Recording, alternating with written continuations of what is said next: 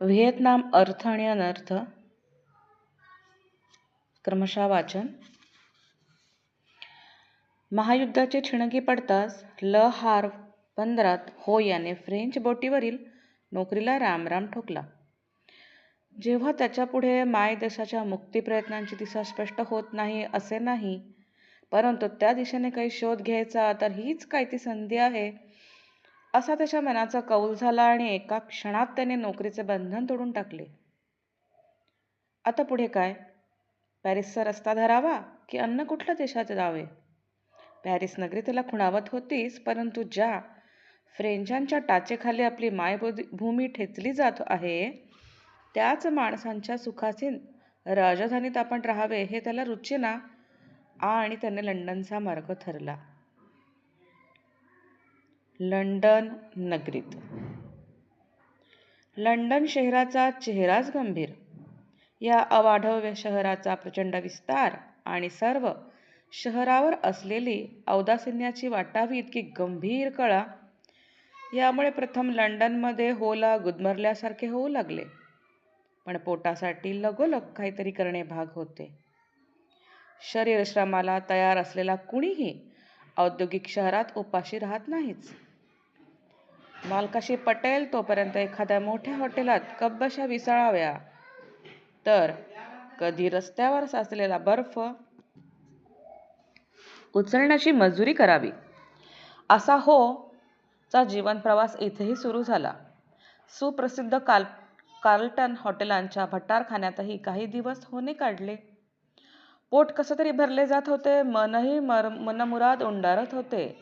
लंडनमध्ये जमा झालेल्या आशियाई देशातून आलेल्या मजुरांची एक संघटना लंडनमध्ये होती. तिचा लवकरच हो सभासद झाला आणि यामुळे आयर्लंडचा स्वातंत्र्य लढा, फेबियन सोसायटी अशा निरनिराळ्या प्रश्नांवर त्याला अन्य सभासदांबरोबर चर्चा करण्याचा प्रसंग येऊ लागला. कारण त्या काळी कामगार संघटना नव्यानेच जन्म पावत होत्या आणि नव्यानेच निर्माण झालेल्या चळवळीत जो एक प्रकारचा रसरशीत ओझ सुरुवातीला असतो त्यापासून दूर राहणे कुणाही कामगार तरुणाला तसे शक्य नव्हते. युद्ध होण्यापूर्वी इंग्लंडभर समाजवादी विचारांचे वारे खेळत होते. नव्या युगाची पहाट होणार याबद्दल कुणाच्या मनात संशय नव्हता. सुरू झालेले युद्ध काही दिवसातच संपेल हा अंदाज खोटा ठरून युद्धाच्या ज्वाळा अशा जशा भडकत गेल्या तशा तशा मात्र प्रथम हे युद्ध जिंकले पाहिजे हा एकच विचार ब्रिटनमध्ये सर्वत्र फैलावला आणि काही काळ समाजवादी चळवळीची हवा सर्द झाली. लंडनमध्ये राहून या परिस्थितीत आपण काही करीत राहिलो तरी त्याचा परिणाम आपल्या देशाच्या स्वातंत्र्य लढ्यावर होऊ शकणार नाही याचे हळूहळू होला भान आले. जवळजवळ 3 ते 3.5 वर्ष अशीच वाऱ्यावर निघून गेली होती. युद्ध कधी संपणार याचा काहीच अंदाज लागत नव्हता. अखेर होने लंडन सोडून पॅरिसला येण्याचे ठरवले. 1917च्या प्रारंभीच्या काळवंडलेल्या दिवसात केव्हा तरी हो पॅरिस येथे दाखल झाला. पुनश्च पॅरिसमध्ये 1717 साल उजाडले तेव्हा रशियातील असंतोषाच्या कोठारावर ठिणग्या पडण्याचाच काय तो अवकाश होता. 30 डिसेंबर 1916 या दिवशी रासपुतीनचा खून झाला. झारशाही वाचवणे आता तिथे परमेश्वरालाही शक्य नव्हते. हो हा पॅरिसला दाखल झाला तो बहुधा 1917च्या फेब्रुवारीत. काही आठवड्यातच म्हणजेच 12 मार्च 1917ला पेट्रोग्राड शहरात झारशाही उलथवणाऱ्या बंडाची सुरुवात झाली. लोकप्रतिनिधींचे हंगामी सरकार स्थापन झाले आणि 16 एप्रिलला परागंदा असलेला लेनिन हा क्रांतीचे नेतृत्व करण्यासाठी रशियात दाखल झाला. रशिया हा लवकरच युद्धातून अंग काढून घेणार याबद्दल कुणाच्या मनात संशय नव्हता. आणि असे झाले तर जर्मनीचे पारडे जड होणार होते. अँग्लो फ्रेंचांची परिस्थिती कठीण होणार होती. बोल्शेविक क्रांतीचा संदर्भ. परंतु रशियातील कम्युनिस्ट क्रांतीचा जागतिक संदर्भ केवळ चालू असलेल्या महायुद्धापुरताच मर्यादित नव्हता.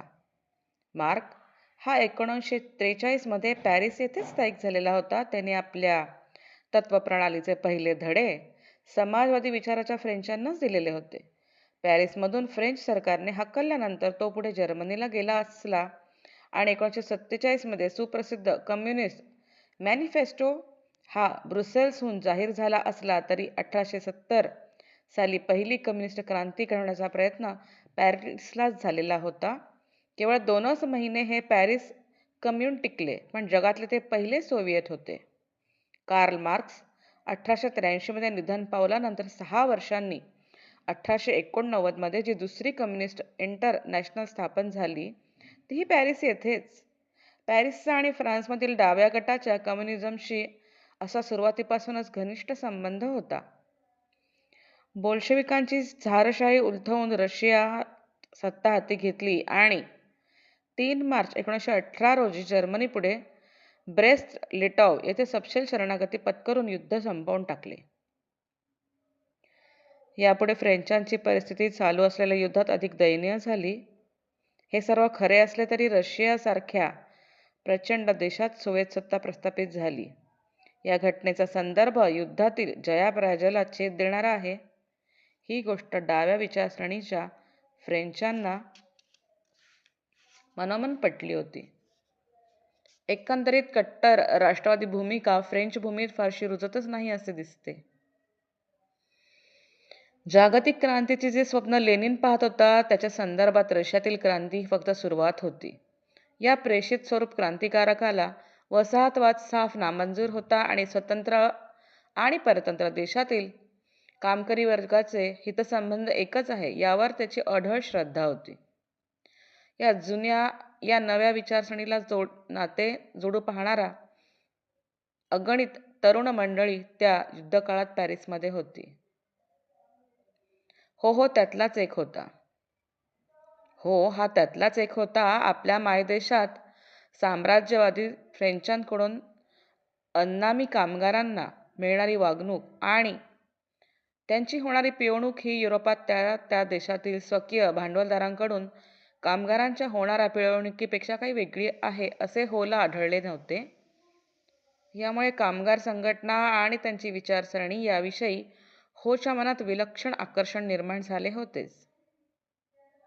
जर हा मायदेशातच राहिला तर कदाचित तो कडवा राष्ट्रवादी फार फार तर झाला असता, परंतु आपल्या राजकीय विचारांना निश्चित दिशा आणि संदर्भ त्याला सापडला असला की नाही याविषयी शंका आहे.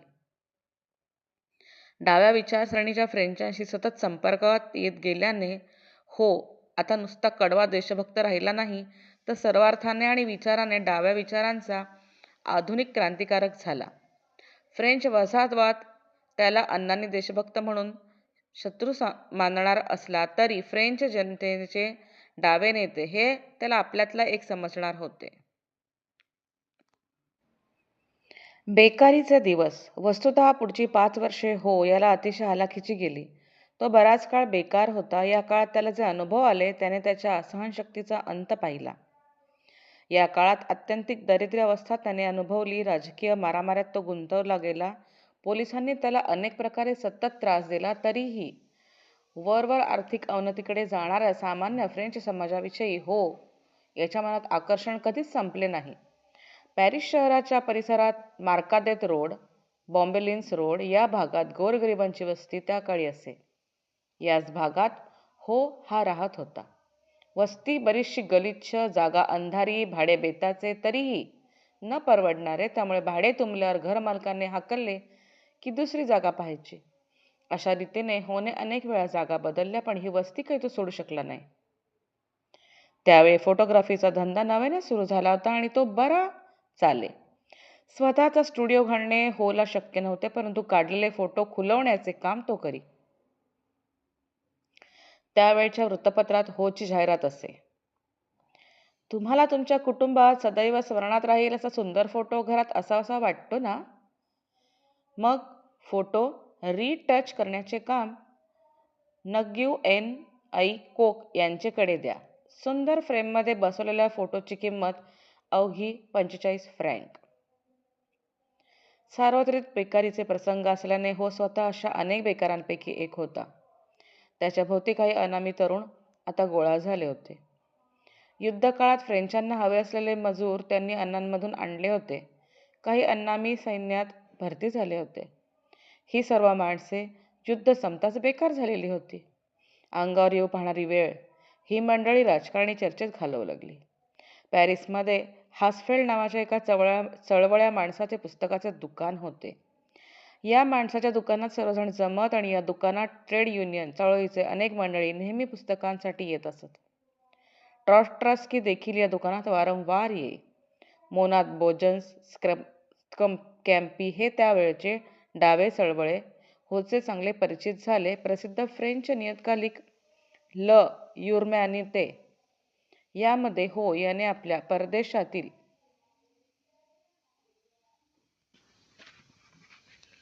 आठवणी या सुमारास लिहिल्या. लेखक म्हणून हो याला थोडेफार यश मिळताच कार्ल मार्क्सचा नातू जीन याने आपल्या ल पॉप्युलर या नियतकालिकात लिहिण्यासाठी होला आग्रह सुरू केला. याच सुमारास यंग सोशलिस्टचा संघटनेचा हो सभासद झाला. या संघटनेचा हा पहिला अनामी सभासद होता. निष्प्राण देहवृत्ती. या काळात हो कसा दिसे याचे वर्णन एका समकालिकाने केलेले आहे. तो लिहितो, निष्प्राण अशी ही देहवृत्ती होती. काखेत नेहमी कसले तरी पुस्तक धरलेला, झोला, शेक्सपियर, डिकन्स, ह्युगो, रोमारोला किंवा अनेक कुणाचे तरी असेच. ज्यूल्स रावेऊ नावाच्या एका बंडखोर वृत्तीच्या माणसाशी या स्वारीचा स्नेह जेव्हा जुळत चालला होता. हा ज्यूल्स स्वित्झर्लंडमधून नुकताच परतला होता. तिथे म्हणे लेनिन आणि झिनोव्हिव बरोबर तो काम करीत असे. हो याला बोल्शेविक चळवळीचा माहिती देणारा, मार्गदर्शन करणारा आणि दंतकथा सांगणारा हा ज्यूल्सच होता. या ज्यूल्सच्या नादाने हो आता ला व्ही उव्रियर या संपादकीय कचेरीत वारंवार दिसू लागला. किरकोळ फोटोग्राफीची कामे करणारा हो अजून महिन्याला गाठी घालू शकत नव्हता. दिसायला बुटका, नाजूक यष्टी, चेहरा मात्र गंभीर वृत्तीचा, अगदी मृदू. परंतु डोळ्यातले चमकदार पाणी लपायचे नाही. एखादे वेड घेतलेल्या माणसाचे डोळे जसे धगधगते असतात तसे डोळे वाटायचे. थरथरत्या वातीचे, स्वभाव अतिशय भावनाप्रधान. यंग सोशालिस्ट संघटनेचा एकमेव अनामी सभासद आणि 3 डाव्या प्रमुख नियतकालिकांचा लेखक म्हणून हो आता अनेकांना माहीत झालेला होता. 1918 मध्ये रशियन कम्युनिस्ट पक्षाने तिसरी कम्युनिस्ट इंटरनॅशनल स्थापन केली. या इंटरनॅशनलची पहिली विश्व परिषद मॉस्को येथे लवकरच भरणार होती. या तिसऱ्या इंटरनॅशनलचा एक प्रमुख कार्यकर्ता त्यावेळी पॅरिसमध्ये आलेला होता आणि त्याने हो याच्या बरोबर संबंध प्रस्थापित केले. या भेटीनंतर हो याने ज्या काही हालचाली केल्या त्याचा संबंध या भेटीगाठीशीच लागतो. कयो कोमात्सू हा जपानी लेखक त्या काळात पॅरिसला आला होता. त्याने आठवण सांगितली आहे. एका प्रचार सभेला मी गेलो होतो. माझ्या खांद्यावर एकदम थाप पडली. एक अगदी किरकोळ शरीराची व्यक्ती मला विचारत होती, तुम्ही चीनी की अनामी? या व्यक्तीचे डोळे निखारसारखे भेदक होते. चेहरा सुकलेला. मी सांगितलं जपानी. माझी ओळख सांगितली. मग सभा सोडून आम्ही दोघे बाहेर पडलो. नग्युएन ऐक्योक हीच ती व्यक्ती होती. आम्ही अनेक वेळा भेटलो, भटकलो. आम्ही दोघे नेहमी आशियाई राष्ट्रांच्या भवितव्यावर विचार करीत असू. जादूची पेटी नाही. याचा अर्थ रशियातील वसाहतवादाचे लोखंड फेकण्याचे कार्य आपल्याला करायचे आहे ही निश्चित अशी भूमिका त्याने या सुमारास पत्करली असावी. स्वतः हो यानेच या काळातील आपल्यातील बदल पुढे एका संभाषणात सांगितले. तो म्हणाला, सुरुवातीला नुसतीच देशभक्ती होती, साम्यवाद वगैरे नव्हता. साम्यवादाने मला लेनिनवर आणि तिसऱ्या इंटरनॅशनलवर श्रद्धा दिली. परंतु हळूहळू पायरीने मी जसं लढ्यात आलो तसं मी या निर्णयाला आलो की समाजवाद आणि साम्यवाद याची कास धरल्याशिवाय कामगारांचा आणि दलितांचा उद्धार शक्य नाही. पूर्वी व्हिएतनाममध्ये म्हणा किंवा चीनमध्ये म्हणा एका जादूच्या पेटीची दंतकथा प्रचलित होती. जर फार काही मोठा प्रश्न पुढे आला तर लगेच ही पेटी उघडली की झाले. त्यात त्या प्रश्नाचे उत्तर असे. मला खात्री पटली की व्हिएतनामी क्रांतीला आणि जनतेला मार्क्सवादी लेनिनवाद अथवा समाजवाद साम्यवाद ही काही जादूची पेटी नाही, पण अंतिम यशाचा मार्ग उजळून टाकणारा हाच एक आदित्य आहे. या नव्या सूर्याच्या उपासनेचा छंद घेतलेला हा अनामी तरुण लवकरच पॅरिस पोलिसांचे लक्ष बनला. पॅरिसमधील अनामी चळवळ्यांवर नजर ठेवणारा पोलीस प्रमुख लुई ॲना म्हणून होता. त्याने हो याला गाठला आणि त्याच्याशी गप्पा मारीत त्यांनी त्याच्याकडून सर्व काही काढून घेण्याचा प्रयत्न सुरू केला. काही लपवून ठेवावे असा उद्योग अजून तरी हो याने चालू केलेला नव्हता. त्यामुळे लुई यानेशी बोलताना त्यांनी स्पष्टपणे फ्रेंचांच्या साम्राज्य तृष्णेवर टीका केली. ॲना हा पोलीस प्रमुख होता खरं, पण हो हा माणूस काही सामान्य नाही अशी त्याची खात्री पटली. त्याने वसाहतीच्या प्रश्नांची मंत्री अल्बर्ट सरात याच्या मागे लकडा लावला की त्याने एकदा हो याला भेटायला बोलवावे. मंत्री महाशय संशय होते. त्यांनी पोलिसांकडून आलेली सूचना स्वीकारावी वाटली नाही. दुर्लक्ष करण्याचा पण धीर होईना त्यांना. त्यांनी आपल्या चिटणीसांना हो याला भेटीस बोलायला सांगितले. हो भेटीला आला तेव्हा त्यांनी त्याचे पहिले अधिकृत छायाचित्र पोलिसांना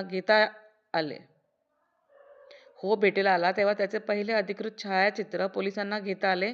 तोपर्यंत फ्रेंच पोलिसांच्या दप्तरात नवीन कोक या व्यक्तीचा फोटो नव्हता. फ्रेंचांबरोबर अन्नामी जनतेचा प्रतिनिधी म्हणून हो याने केलेली ही पहिलीच बोलणी होती. हो याच्या परिवारात त्यावेळी आणखी 2 तरुण अन्नामी देशभक्त दाखल झाले. त्यांचे नाव होते वान ट्वांग आणि फान चू म्यू. या तिघांनी मिळून आता एक 8 कलमी कार्यक्रम आखला. अन्नामची स्वातंत्र्याच्या दिशेने कशी वाटचाल व्हावी याचा हा कार्यक्रम होता आणि तो संपूर्णपणे सनदशीर मार्गाने जाणारा होता. पॅरिसची शांतता परिषद. आता 1818 साल संपलेले होते. 10 डिसेंबर 1818 या दिवशी जर्मनीने शरणागती दिल्याने महायुद्धही संपले होते. जर्मनीचा रणांगणावर मोठा असा पराभव झालेला नसतानाही शरणागती काहीशी अचानक झाल्याने सर्वत्र आनंदाचे वातावरण येऊन 1919 साल उजाडले. लवकरच शांतता वाटाघाटीसाठी दोस्तांचे बडे नेते पॅरिसला जमा झाले. अमेरिकेचे अध्यक्ष वुड्रो विल्सन या वाटाघाटीत प्रमुख म्होरके होते. त्यांनी आपली सुप्रसिद्ध 14 तत्त्वे घोषित करून सर्वत्र दिलासा निर्माण केला होता. मात्र आशियातील गुलामगिरीत पडलेल्या देशांच्या दृष्टीने हा निव्वळ कागदी वाघ होता. याचा प्रत्यय अजून यायचा होता. त्यामुळे हो याने आपल्या 2 सहकाऱ्याच्या मदतीने तयार केलेली अन्नाम जनतेच्या स्वातंत्र्याची 8 कलमी कार्यक्रम वुड्रो विल्सन यांच्याकडे धाडला. हा कार्यक्रम काय होता? आज हा कार्यक्रम आणि मागण्या वाचताना त्या अगदी सौम्य वाटतात. हा काळाचाच परिणाम आहे. मागण्या अशा होत्या: 1. फ्रेंच पार्लमेंटमध्ये अन्नामी जनतेला प्रतिनिधित्व मिळावे. 2. वृत्तपत्र स्वातंत्र्य असावे. 3. सभा स्वातंत्र्य असावे. 4. संघटना बांधण्याची मुभा असावी. 5. जे देशभक्त कारावासात खितपत आहेत त्यांची मुक्तता व्हावी. 6. काहींना शिक्षेत सूट मिळावी. 7. अन्नाममध्ये घटनात्मक सरकार असावे. 8. अन्नामी व फ्रेंच यांना समान कायदे असावे. हो याने स्वतः वुड्रो विल्सन यांची भेट घेऊन या मागण्या फ्रेंचांना मान्य करायला लावा असा आग्रह धरला. थोड्याशा चर्चेनंतर लगेचच वुड्रो विल्सन यांनी होला उद्धटपणे दरवाजा दाखवला. विनंती करताच अध्यक्ष वुड्रो विल्सन यांचा अत्तरामच्या स्वातंत्र्य लढ्याला पाठिंबा मिळेल अशी अपेक्षा अर्थातच नव्हती. परंतु त्यामुळे अन्नामच्या स्वातंत्र्याचा एक नेता म्हणून हो याचे नाव फ्रान्सभर झाले. विल्यम साहेबांना तर इतका वेळ कुठून असणार, कारण अरब, कुर्द, अर्मेनियन, न्यू जिनी अशा सर्व माणसे विल्यम यांना आळवण्यासाठी पॅरिसला जमलेली होती आणि इंग्लंड फ्रान्सला दुखवून या सर्वांच्या स्वातंत्र्याचा प्रश्न धसाला लावण्याची वुड्रो विल्सन यांच्यात धमक नव्हती. हो याच्या नावाभोवती एक नवे वलय या घटनेने कसे निर्माण झाले याविषयी अन्नामी विद्यार्थी लुई बुईलाय याने आपल्या आठवणीत लिहिलेले आहे. तो लिहितो: व्हर्सा येथे सर्व साम्राज्यवादी जमलेले होते. जो तो आपल्या पोळीवर वसाहतीचे तूप ओढण्यात निमग्न असताना नुइगम कोक याने धीटपणे आपल्या अन्नामच्या स्वयं निर्णयाची मागणी पुढे मांडली. एखादे वीज लख्खन चमकावी किंवा मेघांच्या गडगडाटात वसंत ऋतूत अचानक कानावर पडावा. एखादे वीज लख्खन चमकावी किंवा मेघांचा गडगडाट वसंत ऋतूत अचानक कानावर पडावात असे आम्हाला वाटले. एक अन्नामी तरुण मागणी करत होता अन्नामींच्या न्याय हक्काची. आम्ही या माणसाला मनोमन वंदन केले. कुणीही 2 अन्नामी भेटले तर नोएंग ऐचोक यांचे नाव निघाल्याशिवाय आता राहत नसे. आणखी एक आठवण बुईलाय यांनी सांगितलेली आहे. ती अतिशय हृदय आहे. हृदय आहे आणि बुईला लिहितो. हो याचे अनेक लेख मी वाचले होते. असे मनात आले की हा माणूस एकदा जवळून पाहावा. एके दिवशी उठलो आणि 6 रुपये देस गोबलसीन हा पत्ता हुडकून आणि 6 रु देस गोबलिन्स हा पत्ता हुडकून काढून दारावर थाप मारली. कसे काय आपले स्वागत होते या विचाराने माझे हृदय दडत होते. दरवाजा उघडला गेला. समोर एक विशीचा तरुण उभा होता. अंगाने अगदी किरकोळ रंग, काहीसा उजळ, अंगावर गडद रंगाचा सूट चढवलेला, परंतु हालचालीत एक नोक झोक होती. आपले पाणीदार डोळे त्याने माझ्यावर रोखले. मी माझी ओळख करून दिली. मग आमच्या गप्पा रंगल्या. त्याने मला व्हिएतनाम संबंधी अनेक प्रश्न विचारले. फ्रान्समधील कष्टकरी वर्ग आणि फ्रेंचांच्या वसाहतीचा कष्टकरी वर्ग यांचे हितसंबंध कसे एक असू शकतील याबद्दल विस्ताराचे बोलणे झाले. होची स्वारी मी गेलो तेव्हा कुठेतरी जाण्याच्या गडबडीतच होती. आर्ट गॅलरीत कसले तरी प्रदर्शन पाहण्यासाठी त्यांनी आपल्याबरोबर मलाही खेचून नेले. तिथे हो यांचे असंख्य चाहते भेटले आणि आश्चर्य म्हणजे हे काही सगळे व्हिएतनामी नव्हते, त्यात अनेक थरातील फ्रेंच माणसेही होती. चांगले फ्रेंच मित्र गोळा करणे हा होचा एक नादच होता. अन्नामी जनतेविषयी आस्था बाळगणारा कोणी आढळला की हो त्याच्याकडे धाव घेत असे. हो याचा सहकारी फान चू म्यू याला व्हिएतनाममध्ये स्वातंत्र्याची मागणी करणारा एक जळजळीत लेख लिहिण्याबद्दल फाशीची शिक्षा मिळालेली होती. परंतु मीन याला यमपाशातून सोडवण्यात एका फ्रेंचानेच पुढाकार घेतले. त्याचे नाव बाबत जमेल ते औपचारिक आभार अशी हो याची वृत्ती नव्हती. हो हा स्वतः बाबत यांच्या घरी गेला आणि आपणच ते काय असे म्हणून त्याने आनंदाने मिठीच मारली. त्यांच्या उपकाराचे ऋण कसे फेडावे हे त्याला कळत नव्हते. त्याच्या डोळ्यांवाटे मात्र कृतज्ञतेचे अश्रू घळाघळा वाहत होते. आंतरराष्ट्रीय परिषदेत पहिले भाषण. मनाने हळवा असलेला हा अन्नामी देशभक्त वादविवाद सुरू झाल्यावर मात्र कणखरपणाने झुंजत असे. युरोपातील सोशलिस्टांची जी काँग्रेस तूर येथे भरली होती, तिला इंडोचायनाचा प्रतिनिधी म्हणून हो हजर होता. या काँग्रेसला जो फ्रेंच कम्युनिस्टांचा गट हजर होता त्यांच्याबरोबर हो बसत असे. 28 डिसेंबर 1920 या दिवशी या काँग्रेसमध्ये हो याचे भाषण झाले. या काँग्रेसचा समग्र वृत्तांत त्यावेळच्या वृत्तपत्रातून आलेला आहे. अध्यक्षांनी पुकारा केला, आता इंडोचायनाचे प्रतिनिधी भाषण करतील. हो यांनी व्यासपीठावर जाऊन भाषणाला सुरुवात केली.